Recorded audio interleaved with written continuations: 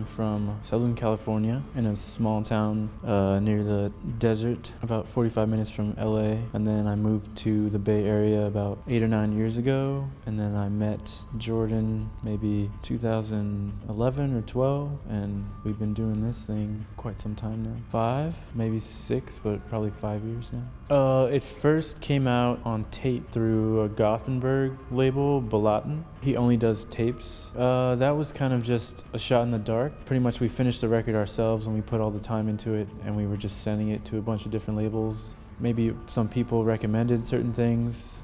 That just kind of worked out. I don't know, there was a few that responded, but he seemed to be really into it. And then he just gave us a date and was like, yeah, I'll release it. And we're like, okay. No, not really. There's a few that are a little more minimal maybe, but yeah, at this point it's pretty much like noise or like really avant-garde. Yeah. So they were kind of similar to us, but I think they've moved on. We've kind of known Jonathan, who runs the Flender, for quite a bit. He lives in San Francisco too, so we'd kind of see him at shows. And then it somehow just became a little more organic, that he kind of paid more attention to us and kind of said he was interested in what we were doing. And then he saw us play a few times, and then he said he was definitely interested, and it just kind of blossomed from there. There's a few bands that we like. There's some friends on the label, and he has like distribution. He's distributed other bands that we know. So it kind of seemed like the next step. Rec and Reference is a band that's like a 2-piece also, but it's like more avant-garde, post-rock, or almost like hardcore.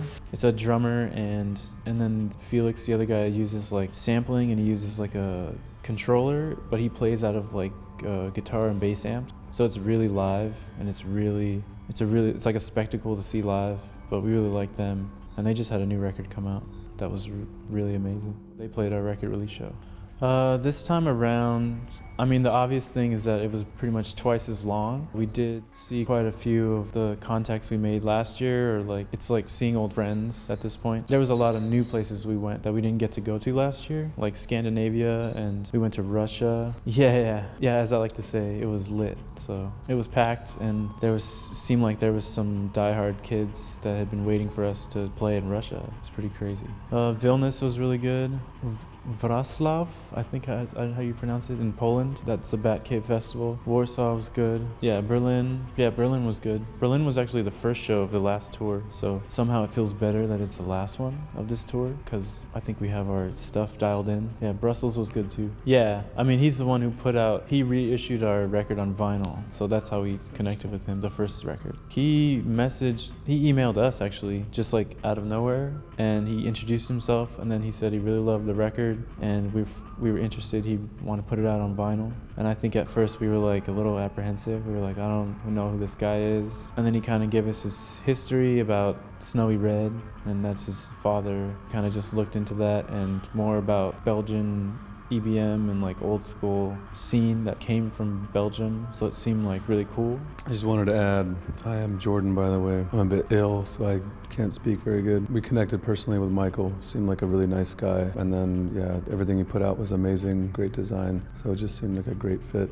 and we'll be friends forever. Yeah, that was the first time we met her. She was super nice. You guys just posted about the Cult Club project, and I really fell in love with that record. And we were listening to it for a bit on the tour, and I told her that, and she was like, whatever. But she was really good live. I like her energy. It's interesting to see like just a solo person, but she does put a lot into it, and she's like has energy, and she dances and big visuals and stuff. It's cool live, and it sounds really good.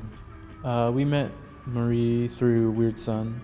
I think she released her second record through Michael, and we played a show with her in Brussels last year as like a Weird Sun festival type thing. But she's super awesome, and we ended up having a bunch of mutual friends, just people we knew in Montreal. Yeah, she's a super awesome person, and I think she's in Berlin right now, hanging out for a while. All Your Sisters was started, it's kind of a fresh start. I was moving to San Francisco from Reno, Nevada. I got kind of tired of the multi-person model for a band. I'm always relying on this person or that person, and it was just kind of a reaction to that, I guess. I did have some sounds I wanted to explore was really interested in drum machine and layering, also just playing more guitar and different tunings, kind of exploring elements of ambient, shoegaze, industrial, EBM, post-punk, and it was just kind of like a fresh start. I messed around with that for about a year, and then I met Mario, and we just kind of pushed it further. So that's I think that's the answer. I mean, it's pretty bare bones. I feel like in comparison to other acts, we're not really people who are technologically advanced. We only use the laptop to maybe make demos of songs that we write. At this point, we write together in our practice space. Jordan has it's like an old Akai drum machine that he writes everything on, and it's always guitar and bass and sometimes synth, and we kind of just play and see how things fit together. A lot of times it's just a bunch of different ideas that we piece together into songs, and then we write, and then he writes the drum machine parts to those. I'll just add too, we don't have any specific pieces of gear. I'd like hardware, but I feel like with this project, we've gone through a lot of ups and downs and just been broke, so we got the bare bones, like he said, bare minimum. It's just like a good working drum machine that travels well. And then I have some specific guitars I like for certain noises. I like the Jaguars and the Jazz Masters, but I feel like we both have amplifiers that most people wouldn't mess with or buy. They just aren't very fancy, kind of just very basic.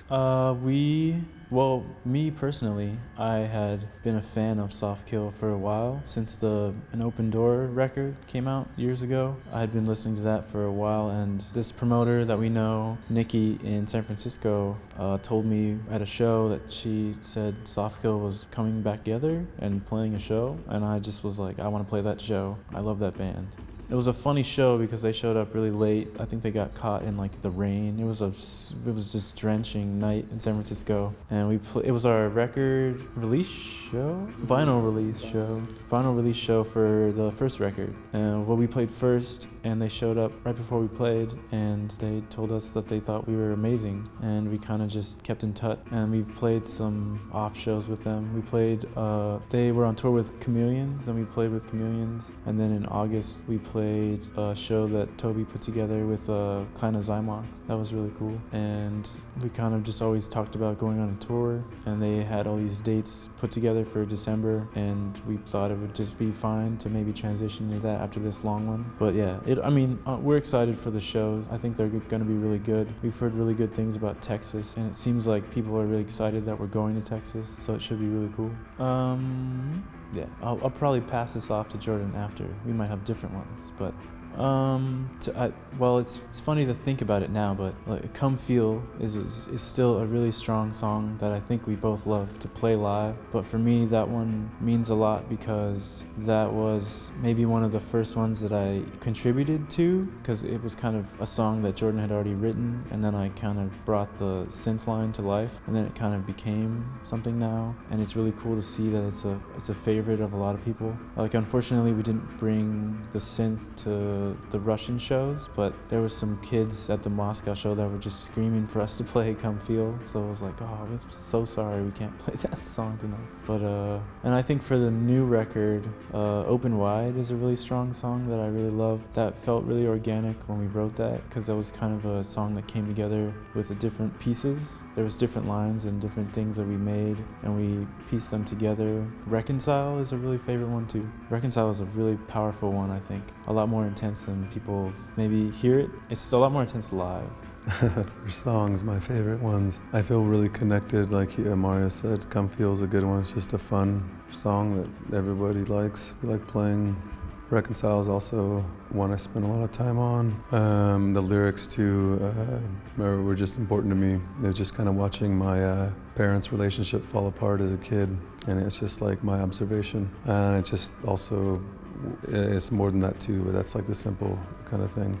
Modern Failures, I feel like that song is even more important to me now. It's like the current state of affairs going on in the world. But it's basically like I connect with the lyrics so much, just kind of like realizing that there's so many messed up things, but like you're gonna find a way to keep going, and you're gonna be fine as long as you realize there's something wrong and you can try to do something about it. But I like the lyrics with the edginess of the song. The song is like really, it's got some really brutal parts, and so that's why I really like that one with the lyrics. Same with Reconcile, same thing. The lyrics, the content really fit with the brutality of the song. I always like Tension. That's an interesting song, but it still has that sound I really like. It was one of the first songs I started writing where the band was going in a different direction than what it was when it was just me. I had lived in San Francisco for a year by that point, and like, things were just kind of like, the vibe was darker, so the music just like had to change. There was no way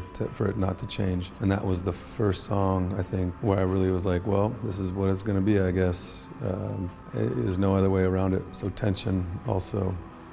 It was my first time last year on the first tour. Berlin is an awesome place. I totally understand why people want to move here. I know for people that live here it's changing, but from our perspective it's just like a really vibrant music scene, and Philip is doing really well. We were really lucky that he wanted to work with us. There's not too many people, that reached out that wanted to host shows right away. This is our first time working with Luna, but I love the Instruments of Discipline stuff, and I'm really gonna buy a t-shirt. I mean, in Warsaw, the guy I saw out in the crowd who was probably the best dancer, he seemed like he was the most interested in the music, was wearing Instruments of Discipline shirt. Yeah. And I was like, that guy. For sure, that makes sense. He knows good music. But yeah, I really appreciate those two. Luna and Philip were just like doing so much work in the city and keeping the music scene alive. So I feel like we're really lucky to work with them, and they have such great music taste. So it makes for a really fun night. And Berlin is awesome. I love visiting here, and there's so much to see. We have friends here from the States. It's just like a really good, welcoming city. Always love to come here, for sure.